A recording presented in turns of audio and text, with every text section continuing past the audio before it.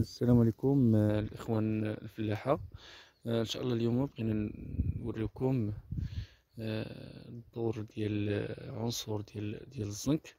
غير بالنسبة هنايا هاد الفلاح هذا كان قام بالرش ديال عنصر ديال لوبور ديال لوزانك. الدور ديال لوزانك هو دور كبير في مرحلة ديال الإزهار، وفي مرحلة ديال التخصيب. وعنده دور آخر كذلك، هو أنه كيساهم في الاستطالة ديال لي بورجون، وخصوصا هنايا حتى المساحة الورقية. إلا لاحظتو هنايا المساحة ديال الورقة هنايا كبيرة، وهذا راجع للدور اللي كيقوم به هذا العنصر اللي هو عنصر الزنك. وعنصر الزنك كيدخل يعني في واحد التكوين ديال الحامض الأسيد أميني اللي هو التريبتوفان.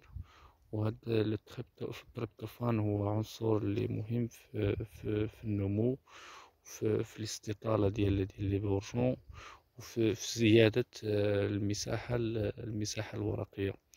إضافة كما ديجا شرنا الأهمية ديالو في المرحلة ديال الإزهار، وفي المرحلة ديال العقد.